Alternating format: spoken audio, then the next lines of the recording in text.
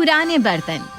जैसा कि हर नई नवेली दुल्हन को शौक होता है अपना घर, किचन और हॉल सजाने का, ठीक वैसे ही सपने अपने मन में दबाए हीना अपने ससुराल पहुंच गई थी। कुछ दिन बाद कितने मन से अपनी पसंद का ये डिनर सेट खरीदा था, लेकिन समझ में नहीं आ रहा इसको रसोई में रखूं तो रखूं कहाँ। इतना छोटा सा किचन है, बर्तनों को रखने के लिए जगह ही नहीं है। ऐसा करती हूँ डाइनिंग टेबल पर रख देती हूँ, जब जरूरत होगी यहीं से निकाल कर इस्तेमाल कर लिया करूंगी। अरे बहू, ये क्या किया तूने? ये इतना बड़ा डब्बा डाइनिंग टेबल पर क्यों रख दिया? ये कोई डब्बा रखने की जगह है क्या? मम्मी जी, ये डब्बा नहीं है, ये मेरा डिनर सेट है जो मैं शादी में अपने साथ लाई हूँ। अब रसोई में कहीं नए बर्तनों को रखने की जगह ही नहीं है, इसलिए मैंने इसे डाइनिंग टेबल पर रख दिया। अरे बेटा, पर तुझे किसने कहा नया डिनर सेट बाहर निकालने के लिए? पहले ही रसोई में कितने बर्तन रखे हुए हैं, इनकी जरूरत क्या है? जा अपने बर्तन वापस कमरे में रखा। मम्मी जी, ये बर्तन अब बहुत पुराने हो गए हैं, इन्हें हटाकर नए बर्तन निकाल लेते ना। अरे आप एक बार देख तो लो मैं कितना बढ़िया डिनर सेट लाई हूँ। देखो तो, ये कल की आई लड़की अब हमें सिखाएगी कौन से बर्तन अच्छे हैं कौन से खराब। तुझे पता भी है ये बर्तन कोई आम बर्तन नहीं है, बड़े खास बर्तन है ये। तेरे ये बर्तन इनका क्या मुकाबला कर पाएंगे? माँ जी, ये दाग धब्बे वाले काले पीले टूटे पिच के बर्तन आपके लिए बहुत खास है। अच्छा, मुझे भी तो पता चले आखिर क्या खास है इनमें। अरे ये पतीली देख रही है, पूरे 100 साल पुरानी है ये। मेरी सास की सास ने मेरी सास को दी थी ये पतीली। और ये कटोरियाँ, इंदौर तो क्या दिल्ली के बाजार में भी इसके जैसे डिजाइन की कटोरी नहीं मिल सकती। 3 पीढ़ियों से इस्तेमाल कर रहे हैं हम ये बर्तन। अरे हमारे पुरखों की अमानत है ये। ये बड़ी नए बर्तन लाने वाली। मम्मी जी, आपकी ये कटोरी ग्लास का डिज़ाइन अब इंडिया तो क्या पूरे दुनिया में नहीं मिलेगा, क्योंकि ऐसे बर्तन 100-150 साल पहले लोग इस्तेमाल करते थे। अब कौन ऐसे बर्तन इस्तेमाल करेगा? अच्छा एक बात बताओ, आपको ये कढ़ाई आपकी सास की सास ने दी थी ना? क्या आप कभी मिली भी थी उनसे? कभी देखा था? नहीं ना। मतलब जिन्हें कभी देखा तक नहीं, उनकी अमानत संभाल कर रखी हुई है। और आपकी इकलौती बहू अपने हाथों से खरीद कर लाई है, उसकी कोई वैल्यू नहीं। तू जाकर अपना काम कर, ये ज्यादा गुना भाग मुझे मत सिखा। और हाँ, अगर आज के बाद कभी भी मेरे बर्तनों को रसोई में से हिलाने की कोशिश भी की ना, तो मुझसे बुरा कोई नहीं होगा। रख दे मेरे सारे बर्तन वापस। अरे क्या आज के जमाने में कौन ऐसा होगा जो 100-150 साल पुराने बर्तन संभाल कर रखे हुए होगा? और आज के जमाने में पतीलियों में खाना कौन बनाता है? ये कैसे बेमेल से बर्तन है? कोई ग्लास छोटा है, कोई बड़ा, कोई कटोरी यहाँ से कोई वहां से पिचकी है। हे भगवान, ऐसे बर्तनों में खाना खाने में तो मुझे ही खराब लग रहा है। पता नहीं मेहमानों के सामने इन बर्तनों में माँ जी कैसे खाना परोसती होंगी। 2 दिन बाद। अरे यार, शादी क्या हो गई? तू तो अपनी सहेलियों को भूल ही गई। एक बार ससुराल जाने के बाद 1 कप चाय पीने के लिए भी नहीं बुलाया तूने। अरे नहीं, ऐसी भी क्या बात है। जब तुम्हारा मन करे तब चले आओ, चाय के साथ नाश्ता भी करवा दूंगी। तो फिर ठीक है, हम लोग आज दोपहर में ही तेरे घर चाय के लिए आ रहे हैं। दोपहर में हीना की कुछ सहेलियाँ उसके यहाँ टी पार्टी के लिए जमा होती है।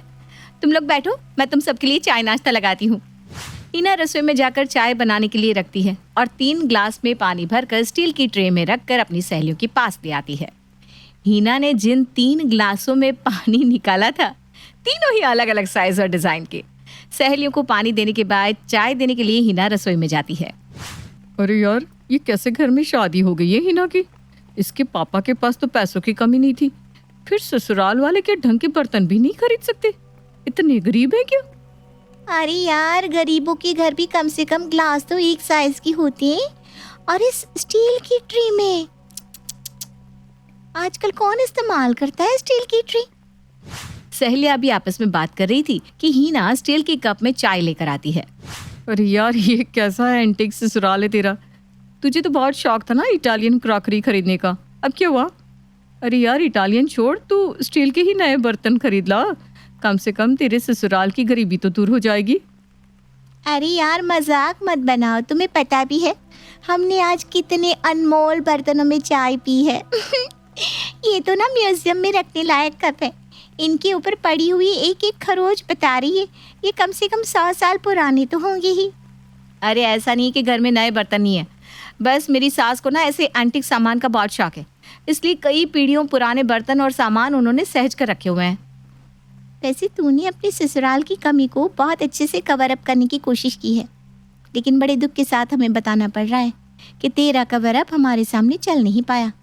पुरानी चीज़ों को इकट्ठा करने का शौक अलग बात है, और मेहमानों के सामने इन टूटे फूटे बर्तनों में चाय नाश्ता परोसना बिल्कुल अलग। इसलिए प्लीज़ तुम दोनों बातों को ना आपस में मिक्स मत करो, हम सब समझ गए। सहेलियों की बातों का हिना के पास कोई जवाब नहीं था। बात तो हिना की सहेलियों की भी ठीक थी। कौन मेहमान को इतने पुराने घिसे पिटे बर्तनों में खाना परोसता है। जैसे जैसे समय बीत रहा था, उसे ये बात समझ में आ गई थी कि सिर्फ उसकी सहेलियां ही नहीं, उनके घर आने वाला हर रिश्तेदार घर के बर्तनों का मजाक बनाया करता है। एक दिन हिना की बुआ सास अपने बेटे नवीन के साथ उसके यहाँ आती है। अरे बुआ जी, चाय नाश्ता तैयार हो गया है, अब नवीन भैया को कहाँ भेज रही हैं?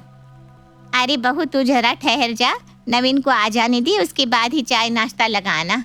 लेकिन ऐसे अचानक से उठकर नवीन भैया कहाँ चले गए? अरे बेटा, तेरी सास फिर उन्हीं पुराने काले पीले बर्तन में लाकर चाय नाश्ता परोस देगी। हम तो बिल्कुल परेशान हो गए भाई उनसे। अरे उनकी कोई इज्जत हो ना हो, हमारी तो है। भिखारी भी ना ऐसे बर्तनों में खाना नहीं खाते जैसे बर्तनों में तुम लोग मेहमानों को खाना खिलाते हो। इसलिए मैंने अपना इंतज़ाम खुद कर लिया है। नवीन को भेजा है, वो अभी क्रॉकरी वाली प्लेट का सेट लेकर आता होगा। इन प्लेटों को ना बेटा तू संभाल के रखना, और जब भी मैं आऊँ मुझे उन्हीं प्लेटों में खाना दे दिया करना, ठीक है बेटा? जी बुआ जी।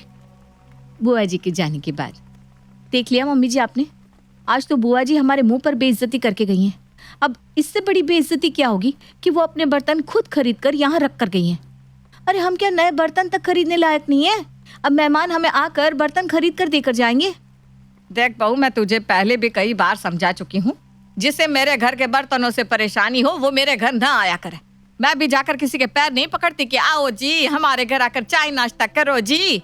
एक तो यहाँ आकर मुफ्त का नाश्ता उड़ाते हैं, ऊपर से बातें भी बनाते हैं। लोगों से मुंह पर बेइज्जती करवाने के बाद भी हिना की सास की सोच में कोई बदलाव नहीं आ रहा था, जिसके कारण हिना बहुत परेशान थी। कुछ दिन बाद, मम्मी सब तैयारी हो गई है ना? सूरज अपने मम्मी पापा के साथ बस आता ही होगा। देखो उनकी खातिरदारी में ना कोई कमी मत छोड़ना। सूरज ने पहले ही बताया कि उसकी मम्मी थोड़ी सख्त मिजाज है। अरे तू क्यों चिंता कर रही है? तेरी माँ है ना, तुझे सूरज पसंद है तो समझ ले तेरा रिश्ता वहाँ होकर ही रहेगा।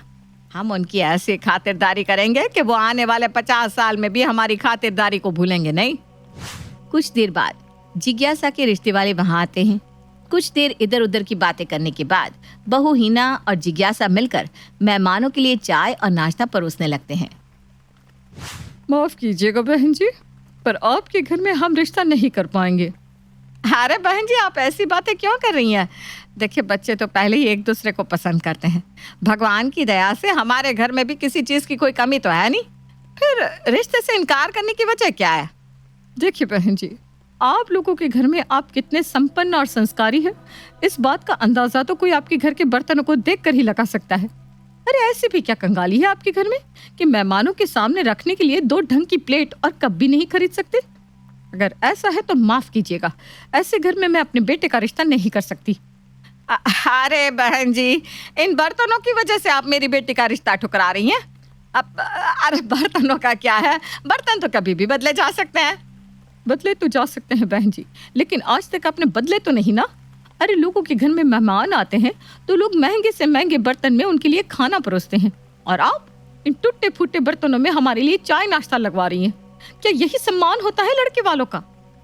अरे बहन जी माफ़ कीजिएगा, ऐसा नहीं है कि हमारे घर में बर्तन नहीं है। वो मुझे ना ज़रा ऐसे पुराने बर्तनों से कुछ ज़्यादा ही लगाव है, लेकिन आज ना आपकी बात सुनने के बाद मुझे एहसास हो गया कि मैं कितनी गलत थी। पुरखों की अमानत को संभाल कर रखने का मतलब ये तो नहीं होता कि हम ज़बरदस्ती आने वाली पीढ़ी के रास्ते की रुकावट बन जाए। आप मेरी गलती की सज़ा मेरी बेटी को मत दीजिए, रिश्ते के लिए हाँ कर दीजिए। मैं कल ही सारा कबाड़ उठाकर बाहर फेंकवा दूंगी। आप इतना कह रही है तो ठीक है, हम बच्चों का रिश्ता करने के लिए तैयार हैं। मम्मी जी, मैं मेहमानों को बाहर तक छोड़कर आती हूँ। थैंक यू सो मच सूरज, आपने मेरी सच में बहुत मदद की है। और आंटी जी, आपने तो बिल्कुल ऑस्कर विनिंग एक्टिंग की है आज, मज़ा ही आ गया। बेटा तुम्हारी परेशानी वाकई जायज़ है, उन बर्तनों के कारण वाकई शर्मिंदगी होती होगी तुम्हें। अब तो हम लोग रिश्तेदार हो गए, आगे भी हमारी मदद चाहिए तो बेझिझक बता देना बेटा। ननद और होने वाले नंदोई की मदद से आखिरकार हिना को उन पुराने बर्तनों से छुटकारा मिल ही जाता है।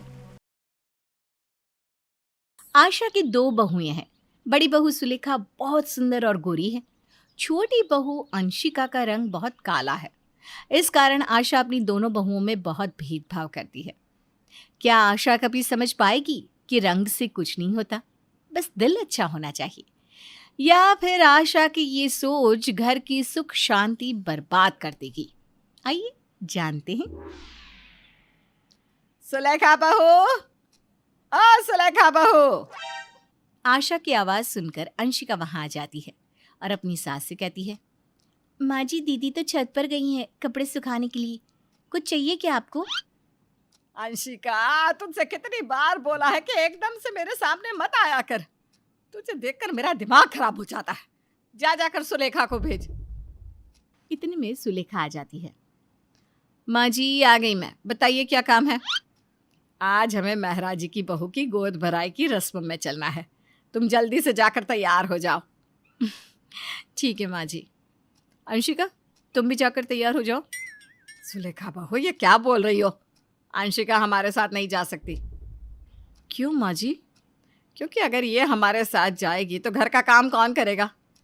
तुम आकर खाना बनाओगी, हैं? अंशिका, तुम जाओ अंदर और घर का काम देखो। अंशिका अंदर चली जाती है। तभी आशा सुलेखा से कहती है, बहू तो पागल है क्या?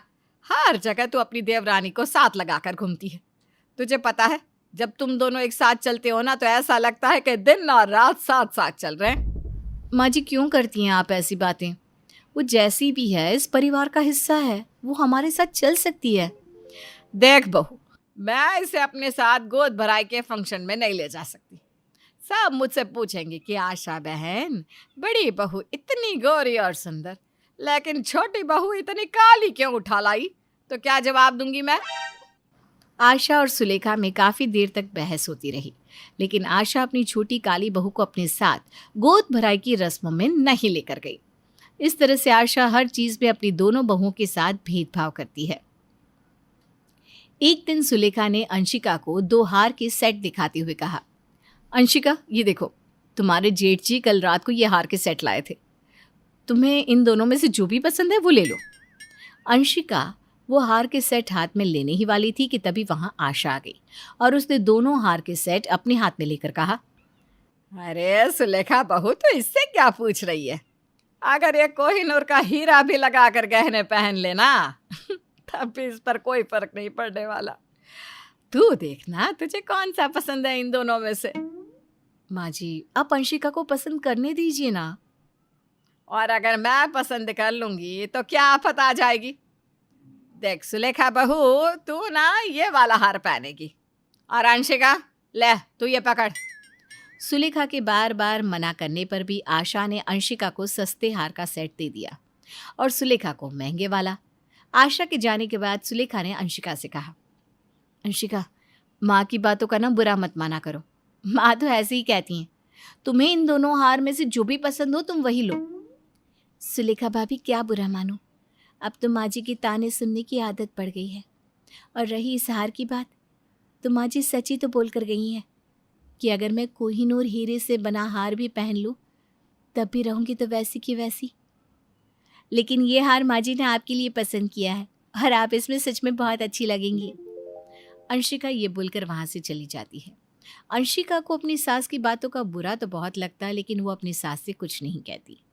एक दिन अंशिका अपने 13 साल के बेटे राहुल और पति देव के साथ बैठी थी। तब राहुल ने कहा, पापा, दादी माँ को हमेशा उनके रंग को लेकर ताने सुनाती रहती है और माँ के साथ भेदभाव भी करती है। मुझे बिल्कुल अच्छा नहीं लगता। आप दादी को समझाओ ना। बेटा, अच्छा तो मुझे भी नहीं लगता। तेरी दादी को तो मैं तब से समझा रहा हूँ जब से तेरी माँ इस घर में आई है। लेकिन उसे कुछ समझ में ही नहीं आता। पापा सच कहो, मुझे दादी बिल्कुल अच्छी नहीं लगती। अरे ये क्या बातें लेकर बैठ गए आप दोनों? राहुल बेटा, वो तेरी दादी हैं और दादी के बारे में ऐसा नहीं बोलते। चलो सो जाओ, नहीं तो सुबह स्कूल के लिए लेट हो जाओगे। अंशिका राहुल को चुप करा देती है। राहुल सुबह जल्दी उठकर अकेला ही स्कूल चला जाता है। तभी सुलेखा का 14 साल का बेटा सात्विक अपनी माँ से कहता है, माँ देखो ना, राहुल मुझे छोड़कर स्कूल चला गया। हम रोज साथ जाते हैं। अरे बेटा, उसकी कोई एक्स्ट्रा क्लास होगी, कोई बात नहीं, तुम्हें पापा छोड़ आएंगे। सुलेखा का पति तरुण अपने बेटे को स्कूल छोड़ने चला जाता है, लेकिन जब स्कूल की छुट्टी होती है तो राहुल को अकेला स्कूल से घर आते देख उसकी दादी कहती है, अरे राहुल बेटा, तुम अकेले ही स्कूल से आए हो? तुम्हारा भाई कहाँ है? मुझे नहीं पता कहाँ है। राहुल ये बोलकर अंदर चला जाता है। तभी पीछे से सात्विक घर आता है। सात्विक अपनी दादी से कहता है, दादी, राहुल आ गया घर। हाँ, अभी अभी आया है। तुम दोनों एक साथ क्यों नहीं आए? कोई झगड़ा हुआ है क्या तुम दोनों में? नहीं दादी, पता नहीं राहुल को क्या हो गया है। सुबह मुझसे पहले स्कूल चला गया और अब मुझसे पहले घर आ गया। स्कूल में भी मुझसे बात नहीं की। सात्विक की बात सुनकर आशा को बहुत हैरानी होती है। शाम को आशा राहुल और सात्विक के लिए हलवा बनाकर लाती है। सात्विक हलवा खाने बैठ जाता है। फिर आशा राहुल से कहती है, राहुल बेटा, देख, मैंने तेरे लिए हलवा बनाया है, खा ले बेटा। दादी, मुझे नहीं खाना आपके हाथ का बना हलवा। आप अपनी गोरी बहू के बेटे को ही खिलाइए। राहुल की बात सुनकर आशा हैरान हो जाती है। वो सीधा किचन में जाती है जहां सुलेखा और अंशिका काम कर रही थी। तभी आशा अंशिका पर बरस पड़ती है। मुझे तो लगता था तेरा रंग ही काला है, लेकिन तेरा तो दिल भी काला है। क्यों राहुल को हम सब के खिलाफ भड़का रही है? क्यों उस मासूम बच्चे के दिल में हम सब के खिलाफ जहर भर रही है? माँ जी, मैंने राहुल से कुछ नहीं कहा, और जहर मैं नहीं, आप भर रही हो मेरे बेटे के दिल में और हम सबकी जिंदगी में भी। अब इस तरह दोनों सास बहू में झगड़ा शुरू हो जाता है। सुलेखा दोनों को शांत कराने की बहुत कोशिश करती है। अब आए दिन उनके घर से झगड़े की आवाज़ें आती रहती। एक दिन सात्विक और राहुल में भी झगड़ा हो गया और दोनों हाथापाई पर आ गए। अंशिका, सुलेखा और आशा तीनों उनके बीच की लड़ाई को शांत करवाती है। शर्म नहीं आ रही तुम दोनों को? भाई होकर दुश्मनों की तरह लड़ रहे हो। सात्विक, अपने छोटे भाई को क्यों मारा तुमने? राहुल, ये सिखाया मैंने तुम्हें कि अपने बड़े भाई पर हाथ उठाओ? सात्विक तुझसे बड़ा है, अगर उसने कुछ बोल भी दिया तो तू सुन नहीं सकता क्या? अंशिका बहू, तो चुप ही हो जा। ये राहुल आज जो इतना बिगड़ गया है ना, ये सब तेरी वजह से। तू ही इसे न जाने क्या क्या सिखाती है। न जाने कौन सा मनहूस दिन था जब तू इस घर में आई थी। दादी, आप मेरी माँ से तमीज से बात करो। मैं अपनी माँ की इंसल्ट और बर्दाश्त नहीं कर सकता। कहीं ऐसा ना हो कि मेरे मुंह से कहीं कुछ निकल जाए और बाद में मुझे उसका पछतावा हो। हे ऊपर वाले, कैसे दिन के लिए तूने मुझे जिंदा रखा था? जिस पोते को मैं अपनी जान से ज्यादा प्यार करती हूँ, वो मुझसे इस तरह से बात करेगा? हे भगवान, ये सुनने से पहले तूने मुझे अपने पास क्यों नहीं बुला लिया? इस तरह आशा के दोनों बहुओं के बीच भेदभाव करने से अब घर के बच्चों में लड़ाई शुरू हो गई और उनके घर की सुख शांति भंग हो गई। इस सब से छुटकारा पाने के लिए देव ने तरुण से बात की। भैया, हमारे बीच कभी भी लड़ाई झगड़ा नहीं हुआ, लेकिन हमारे बच्चे आपस में लड़ने लगे हैं। हाँ, सच में कहीं ऐसा ना हो कि ये छोटा मोटा झगड़ा आगे चलकर नफरत का रूप ले ले। हमें कुछ करना होगा। भैया, कहते हुए अच्छा तो नहीं लग रहा, लेकिन हमें घर का बंटवारा कर लेना चाहिए। हमारे बच्चे अलग रहेंगे तभी लड़ाई से बच सकते हैं। दोनों भाइयों ने आपसी सहमति से घर का बंटवारा कर दिया। हालांकि घर की दोनों बहुएं इस बंटवारे के खिलाफ है। आखिर आशा के दोनों बहुओं के बीच भेदभाव करने के कारण घर का बंटवारा हो ही गया। क्या अंशिका और सुलेखा इस बंटवारे के फैसले को सर झुकाकर स्वीकार कर लेंगी, या फिर वो पहले की तरह एक साथ एक घर में प्यार से रह पाएंगी? ये जानने के लिए हमारे अगले एपिसोड का इंतज़ार कीजिए और हमें कमेंट करके ये ज़रूर बताइएगा, सुलेखा और अंशिका को क्या करना चाहिए।